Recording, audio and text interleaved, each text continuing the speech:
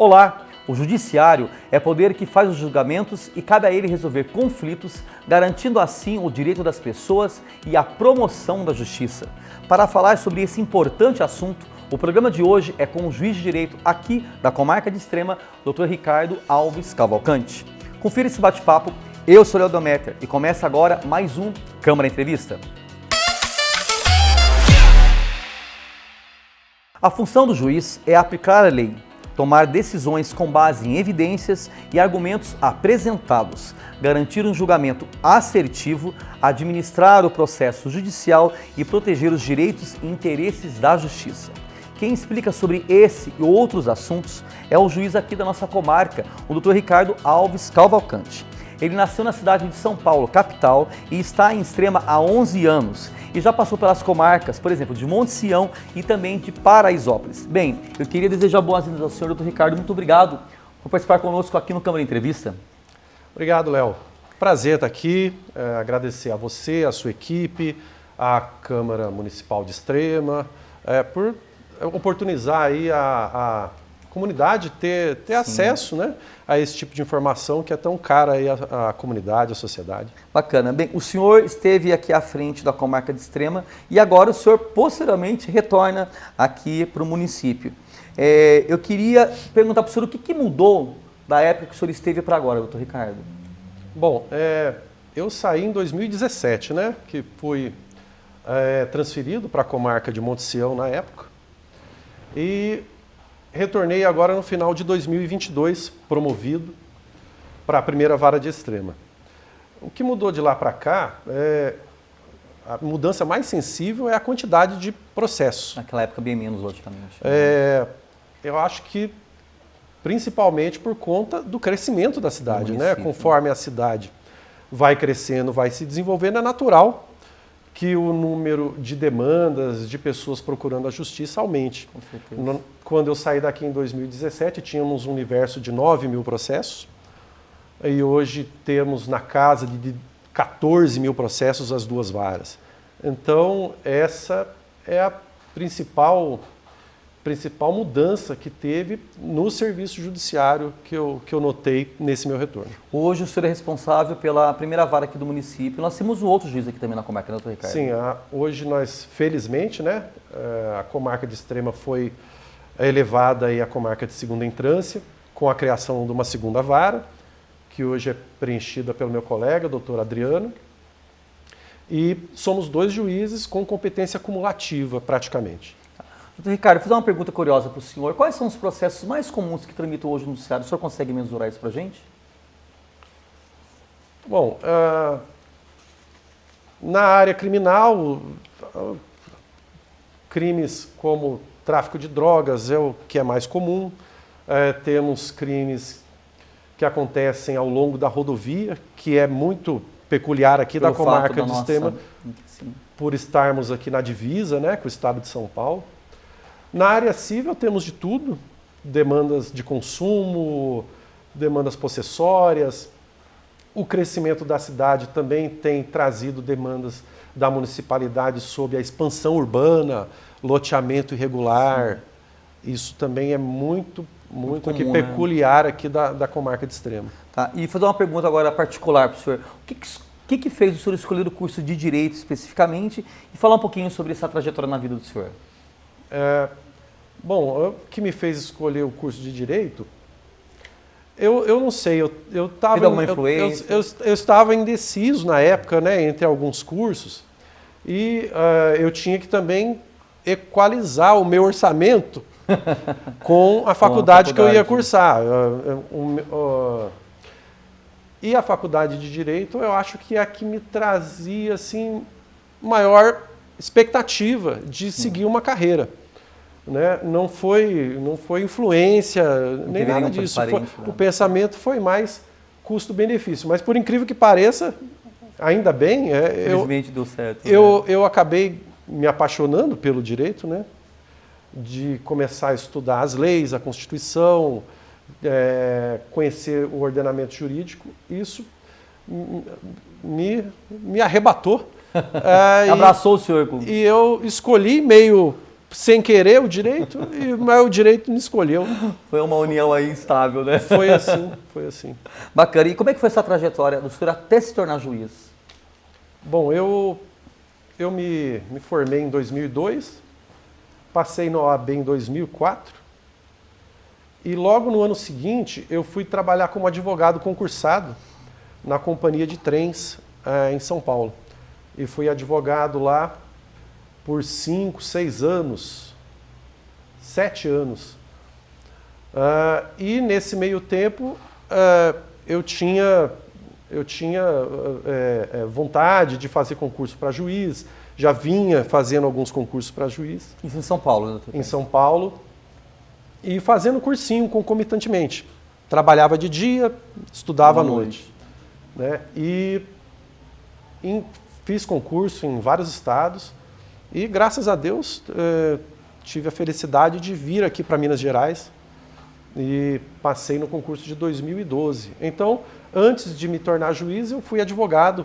Fui advogado por 7 anos. Um bom período, né? Que me trouxe uma bagagem muito boa, me trouxe conhecimento, como dizem, do outro lado do balcão, porque só quem já foi advogado sabe, né?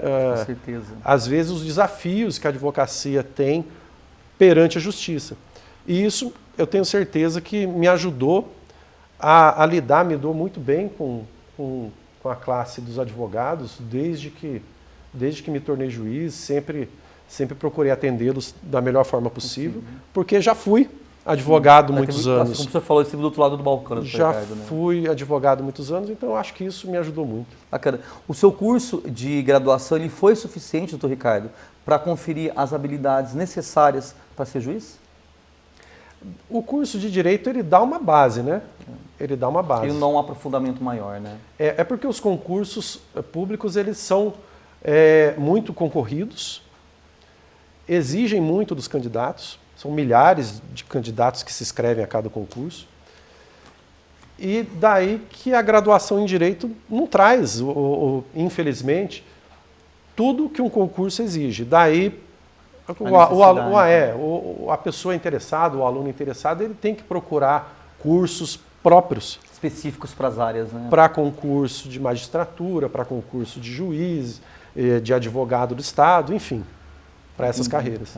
Fala uma coisa para mim, a gente sabe que as pessoas têm pouco conhecimento sobre o palavreado usado pelos advogados, pelos juízes e também pelos promotores.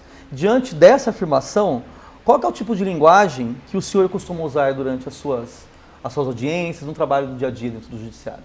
Eu procuro ser o mais simples possível, né? Inclusive é uma recomendação do CNJ, eu acho que isso está inclusive normatizado já, de incentivarem os juízes, promotores, advogados públicos a usarem uma linguagem acessível ao público, que o público compreenda, né? Afinal, a decisão é para a sociedade, né? Exatamente. Não é para nós, é para a sociedade. Você está julgando uma causa pública, está julgando a causa de um particular, ele precisa compreender, né? Por mais que o advogado tenha a obrigação de explicar para a pessoa, enfim, e eu procuro adotar isso o máximo possível. Bacana. E o que o senhor acha das expressões latinas e também das expressões jurídicas utilizadas no direito? Como que essas expressões são transmitidas no momento de uma audiência para as pessoas que têm pouco conhecimento jurídico, doutor Ricardo? A gente sabe que durante uma audiência tem alguns termos que precisam estar no decorrer do processo. Como é que o senhor lida com isso? Volta e meia, numa audiência, por exemplo, você indaga a parte sobre um determinado tema.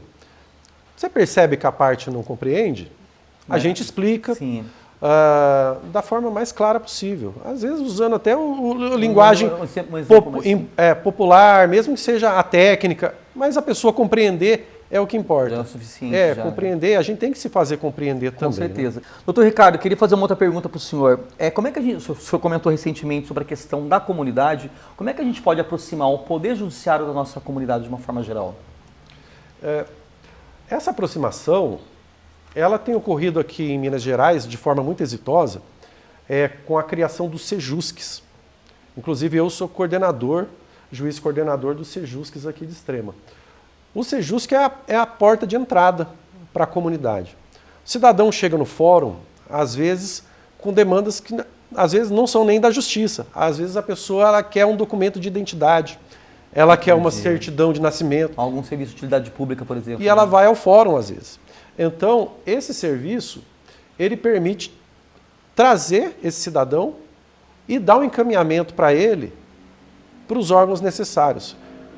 E se for uma demanda da justiça, nós vamos tratar isso e vamos dar o andamento, fazer a termação e atender da melhor forma possível. Então, eu acho que os Sejusques aqui no estado de Minas Gerais, ele está conseguindo trazer a comunidade, abrir as portas, né, da justiça para a sociedade. Não só os Sejusques, mas programas como casamento comunitário, atendimento a indígenas, quilombolas, áreas rurais de difícil acesso. O tribunal tem se empenhado para chegar a todas essas populações e atender todas essas demandas. Muito importante isso. E perguntar uma outra coisa para o senhor. Qual que é a prioridade da democracia como condição para as garantias das liberdades individuais? É uma pergunta complicada. Né? As liberdades individuais, elas estão previstas na Constituição. E nós vivemos num Estado democrático, né? Que é o governo do povo, o governo da maioria, cujo poder é exercido por representantes ou diretamente lá nos termos da Constituição. Então, a gente, como operadores do direito, acho que a gente tem que ter esse norte, que ter um Estado democrático é respeitar as instituições, é observar a Constituição e aplicar efetivamente o que a Constituição e as leis prevêem para que esses direitos e garantias sejam mantidos, observados, né? Sejam mantidos, não sejam violados. Então, acho que o caminho é por aí. Respeito às instituições, consciência de que vivemos num Estado democrático, né, que por bem ou por mal, que é fundamental, né? Por bem ou por mal, é a vontade da maioria que vai prevalecer, e observância ao ordenamento jurídico. Ok. E o senhor acredita que há diferenças nas expectativas de justiça nas diferentes camadas sociais? Sem dúvida, sem dúvida. A gente percebe que as pessoas com menos acesso à justiça, elas têm a crença de que os direitos dela são de menor importância, né? É uma questão cultural, talvez, doutor Ricardo? Eu acho que é uma questão cultural, sim. É uma questão de caminhar, né? Caminhar para trazer essas pessoas para a proteção da justiça, né? A pessoa com mais recursos, ela consegue contratar um bom advogado, ela consegue pleitear na justiça o que lhe é de direito. E a pessoa, às vezes, que não tem essas condições, também deveria ter essa mesma visão. Não que não tenha, porque temos defensores públicos, se a parte precisar de um advogado, nós nomeamos um advogado para a pessoa necessitada, e esse advogado vai lá buscar o direito. Mas a questão da visão, essa pessoa que às vezes não consegue contratar um advogado, eu tenho para mim que ela enxerga os direitos dela como de menor importância. E não é verdade. E não é verdade. O senhor poderia me dar um exemplo do que considera como injustiça, doutor Ricardo? É um ponto. Injustiça, né? Uma pergunta que complementa a outra, né? As pessoas que precisam ter acesso à justiça e não conseguem. Isso é uma grande injustiça, que nós, como sociedade, os poderes instituídos, têm que garantir cada vez mais. Importante. O senhor acredita que no Brasil o direito ele atende às expectativas da população por justiça? O senhor poderia dar um conceito ideal do que é a justiça, doutor Ricardo? A gente sabe que a justiça ela tem várias definições, mas ela tem a sua própria cerne que a define de uma maneira mais apropriada. O senhor consegue explicar isso para a gente?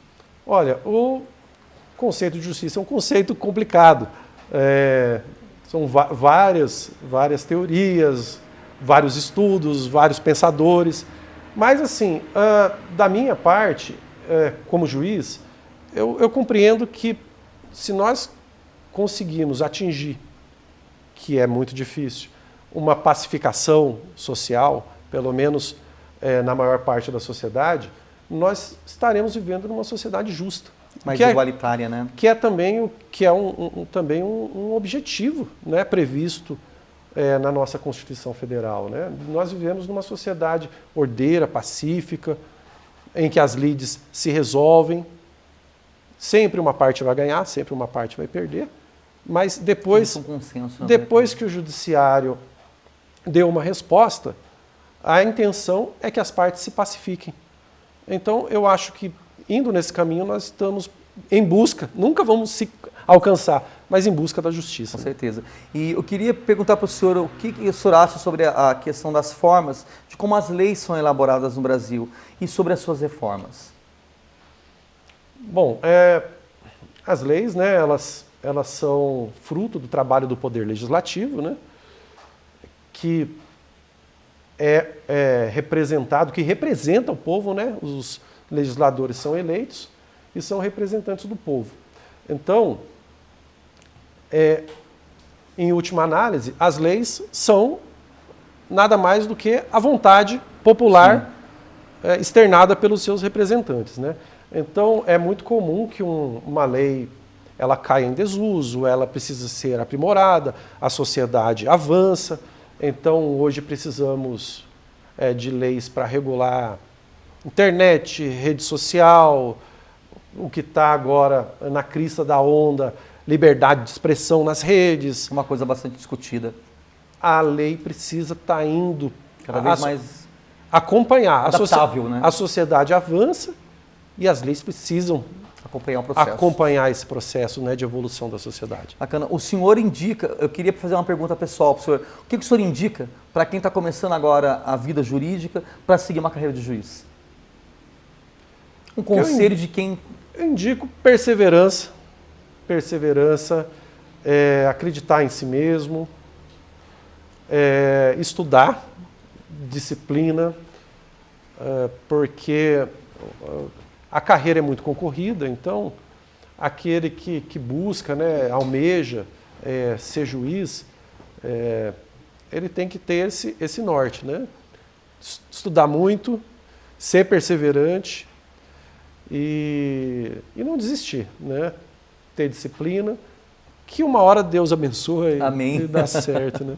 Bem, a gente está chegando aqui ao final do nosso bate-papo, doutor Ricardo, mas antes de encerrar essa nossa conversa aqui, eu gostaria de saber do senhor, o senhor poderia nos relatar, né, um caso jurídico aí que marcou, a gente sabe que são muitos casos, mas tem algum caso em especial que o senhor tem uma lembrança bastante forte?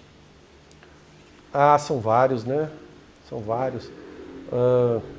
Nós tivemos um caso aqui muito emblemático, né, em Extrema, na vara criminal, que foi o caso da Larissa. Sim. Que repercutiu nacionalmente, né? Foi um caso que demandou muito esforço nosso. Sensibilizou muito a população, né? Teve muito clamor popular, né? Nos dias seguintes, né, ao ocorrido, a gente ficava apreensivo, a gente ficava querendo saber o que aconteceu, até que a polícia conseguiu desvendar um trabalho muito importante da polícia, né, que conseguiu aí desvendar, e foi um caso que eu acho que, por conta da repercussão, por conta da mobilização da sociedade, da comunidade, mexeu muito, né? Com a população, né? E com o judiciário também. Né? Eu acho que é um caso que eu vou levar, assim, até o final da carreira, né? Bacana. Bem, conversamos com o juiz de direito aqui da comarca de Extrema, Dr. Ricardo Alves Cavalcante. Dr. Ricardo, quero agradecer imensamente a participação do senhor aqui conosco no Câmara Entrevista. Muito obrigado, Léo, muito obrigado à equipe, muito obrigado à Câmara de Vereadores Extrema, estamos sempre à disposição. Bacana. E obrigado a você também que acompanhou mais um bate-papo conosco aqui no Câmara Entrevista. Até a nossa próxima conversa. Um abraço, tchau!